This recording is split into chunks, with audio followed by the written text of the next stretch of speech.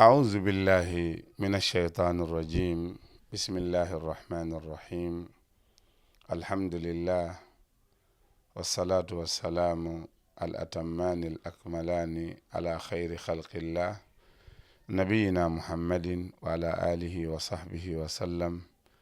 أيها المشاهدون أيها المتابعون السلام عليكم ورحمة الله وبركاته. musidɓe julɓe tedduɓe wonɓe men e ndarude kala ka wawɗon wonde min salmini on salminago islam. Meɗen wiya on assalamu aleykum wa rahmatullahi wa barakatuh. Yo jam e kisal e yurmede Allah e barkiji makko yo wonu e dow mon e dow men en fof. Musidɓe julɓe tedduɓe, haray iɗen ari ɗo andintingol ko yowiti e kaɗo dina l'islam. Hiɗen ari andintingol ko fewdodiri e jamanu. Hiɗen ari andintingol ko wondi e nafooreji dewe Allahu tabaraka wa ta'ala. Ko yiɗuɗen andintinde ɗo ko geɓe tati. Ara nun ɗum fadlul ashri min zilhijja ɓure ko woni e balɗe 10 arane ɗen ka donkin. Bayanu ba'du ahkamil udhiya e feññingol kadi yoga e ñawoje ko yowiti e oɗo hettugol layya. Tataɓum ɗum ahkam yani Eid al-Adha bimana ñawoje ko yowiti e nde ɗo juldere. Musidɓe julɓe tedduɓe, sikke wo ala en natani lewru jeyandu e lebbi hurum, lebbi horminaɗi, teddinaɗi, mawninaɗi.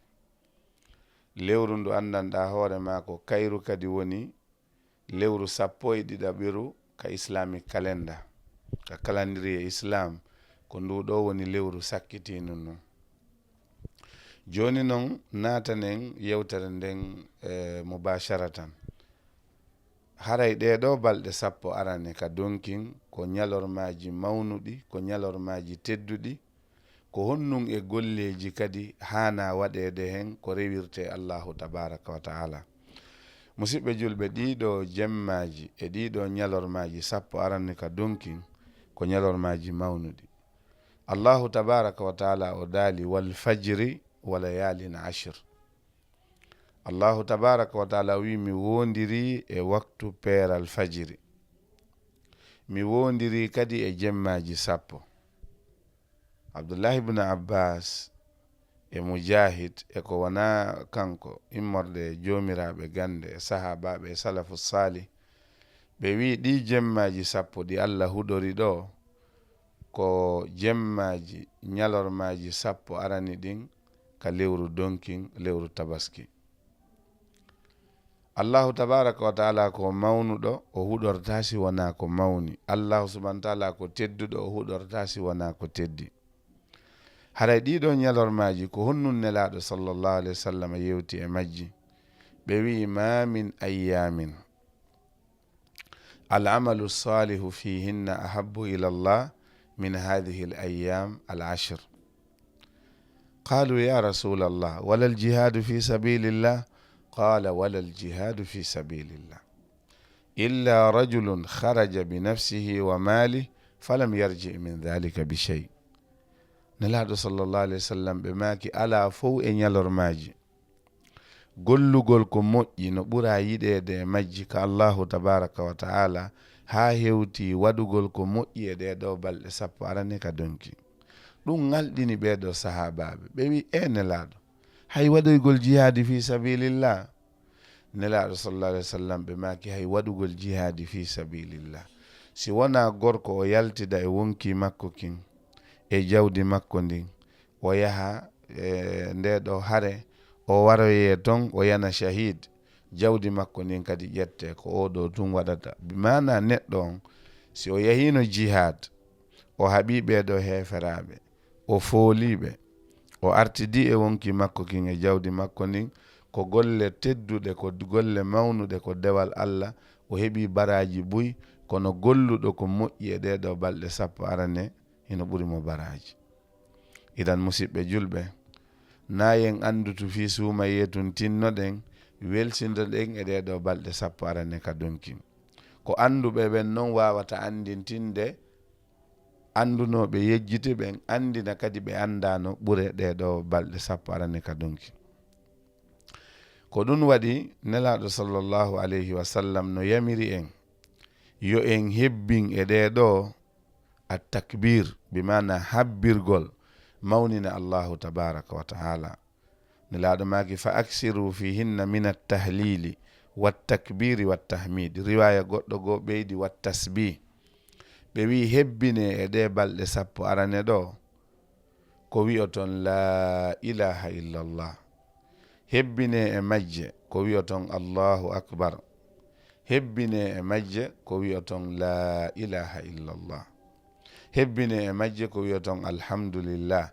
hebbine e majje ko wi'oton subhanallah allahu akbar allahu akbar allahu akbar la ilaha illallah allahu akbar walillahi alhamd allahu tabaraka wa taala o daali yoɓe janto inde allah e ñalormaji andaɗi ayyamin ma'lumat yani liyazkuru ismallahi fi ayyamin ma'lumat yoɓe janto inde allah yoɓe mawnin fi allah e ñalormaji andaɗi ɗin ko ɗe ɗo balɗe sappo arane ka donkin idan musidɓe honnun e golleji moƴƴi nde ibnu hajar o wi allahu tabaraka wa taala moɓidiri nene dewe ɗen e nder ɗe ɗo balɗe sappo ko moɓidirali e balɗe hay e gote siwana kanje julde kañumma e horugol e waɗugol umra e waɗugol hajju kañumma e hettugol layya e juulugol julde donkinden e jantagol inde allah e waɗugol du'a e ittugol sadaka e ittugol azakal e hebbingol wiigol astaghfirullah ɗiɗo fop jokkugol enɗam yamirgol ko moƴƴi haɗa ko boni hetta layya itta sadaka janga alquran haɗa ko boni yamira ko moƴƴi kala ko wiyete dewal kala ko wiyete golle moƴƴe musidɗo ko ya tinno e naafiloji jemma e ñalorma on yiyay ɗo joni suumaye ko mawni wo ko mawni hajjatake e suumaye no raɓɓidira tun suumaye ko teddi wo ko teddi layya hettatake e nder suumaye ko ɗum waɗi ɓe inni moƴƴereji ɗi dewe ɗe allah moɓidiri ɗen e ɗeɗo balɗe sappo arane ka donki allah moɓidirali ɗe e ñalormaji hay e gooti ko ɗum waɗi jomiraɓe gande wiyay balɗe sappo arane ɗen ka donki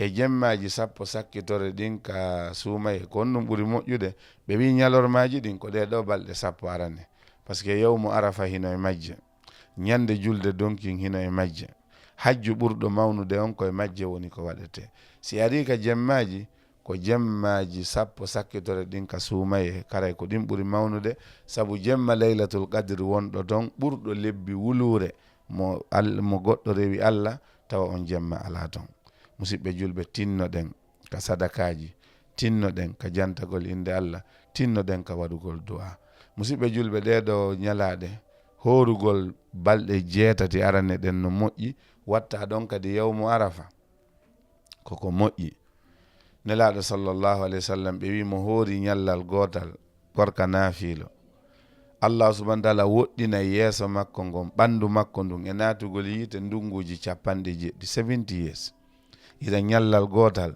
tentini tenen jeɗen tentini alkamisa o tentini yawmu arafa musidɓe julɓe ko ñande hajjiyanko ɓen dari arafa arafa noon ala hay nokku si wona makka en fof fewndo ɗo hajjiyankoɓe men ɓen hiɓe wi'a labbayk allahumma labbayk labbayk la sharika laka labbayk inna alhamda wanni'mata laka wal mulku la sharika lak hiɓe waɗa ɗum makka to ñande ɓe dari arafa hikka ko alarba arowo ɗo inchallahu taala ñande 5 June 2025 le 5 juin l'an 2025 ñande 5 lewru June 2025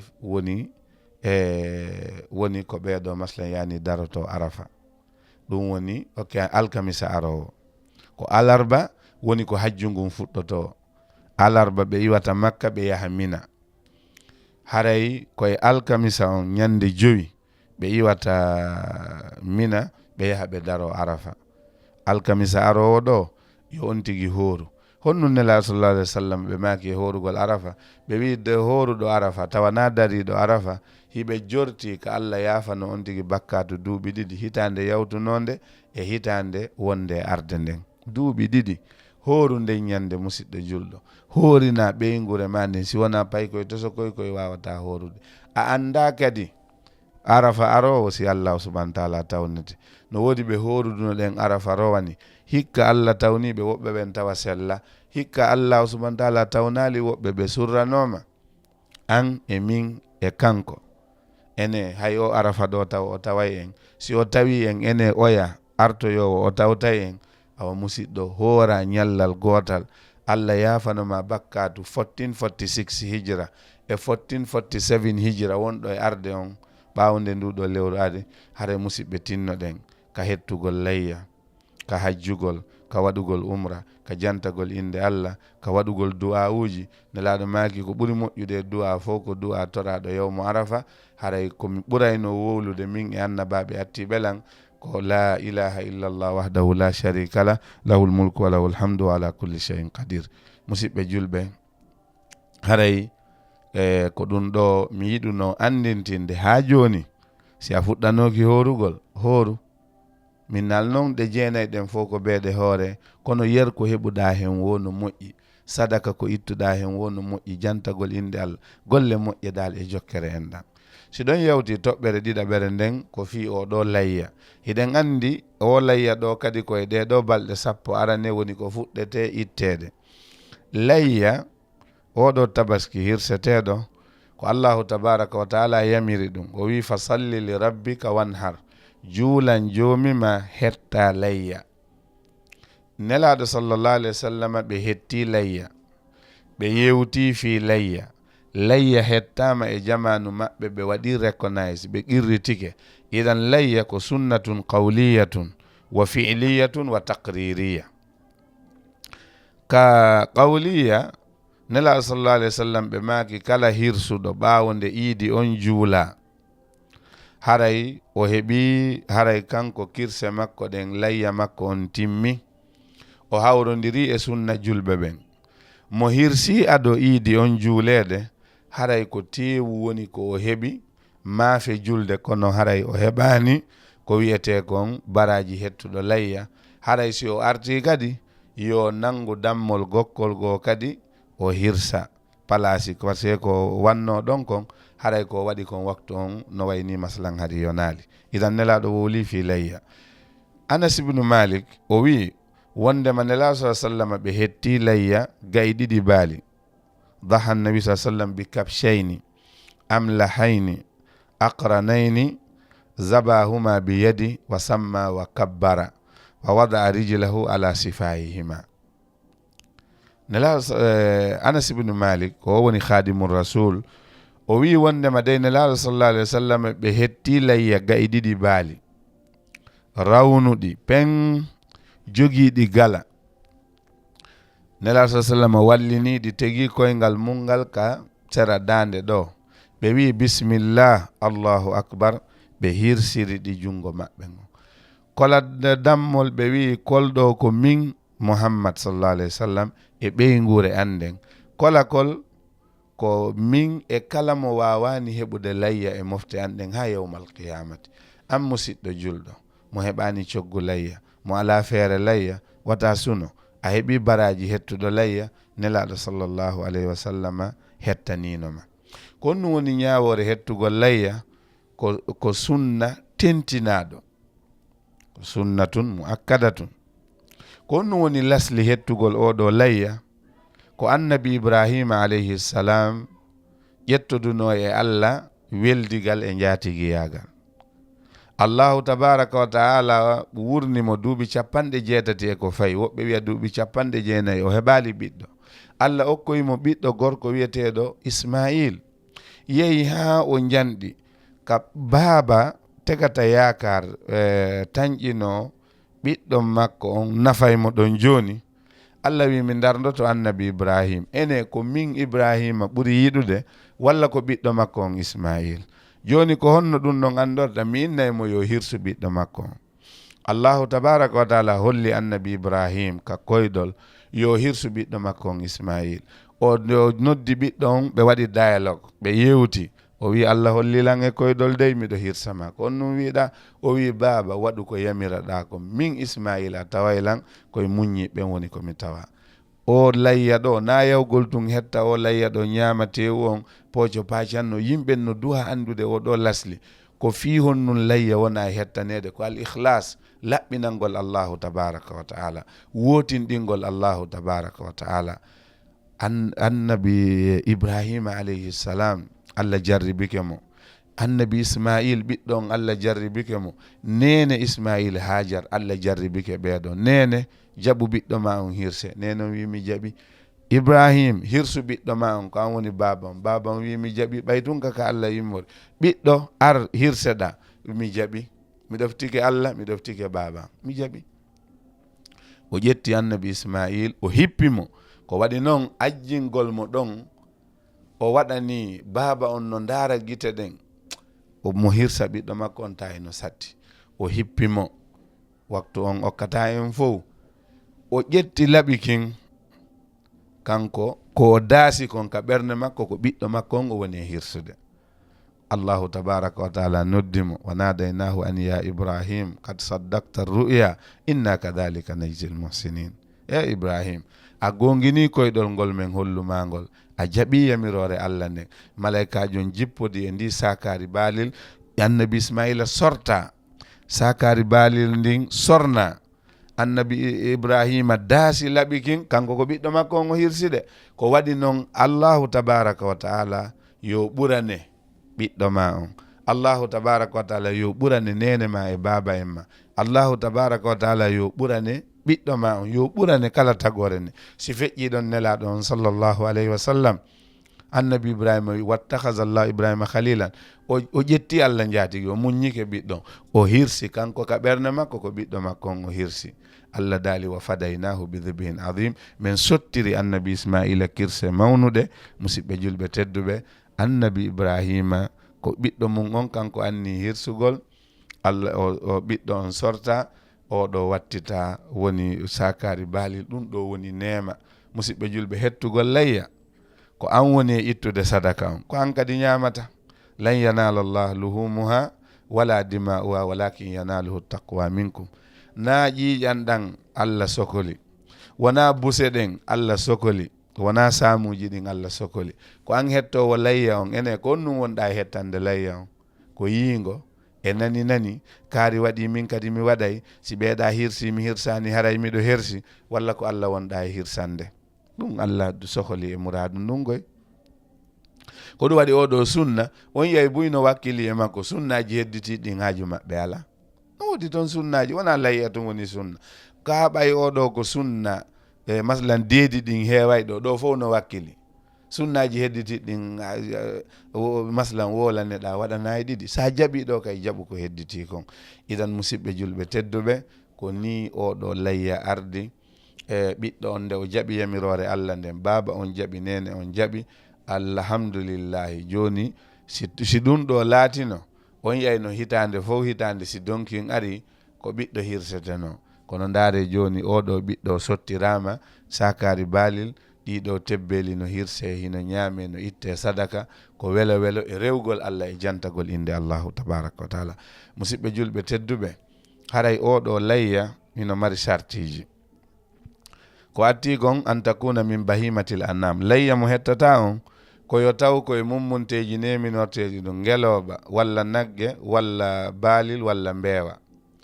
Yo taw kadi hara duuɓi ɗin no yotti, duuɓi ɗin yo wonu hara nagge ngen nge heeɓi duuɓi ɗiɗi nge fawi.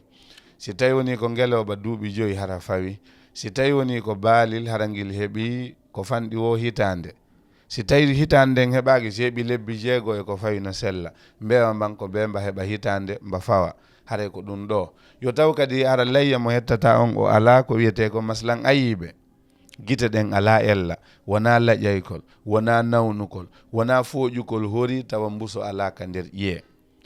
Yo taw kadi hara ko e waktu wi'aɗo on hirsuɗa, bi mana ko ñande julde woni ko fuɗɗoto, e balɗe tati ɓaawo mum, ɓaawonde iidi on kadi juula. Sa hirsi ado mum a ala tabaski, sa hirsi ɓaawo mum kadi bi mana ɓaawo balɗe 4 ɗen feƴƴi ñande julde e balɗe tati ɓaawo mum fof layya hino hette.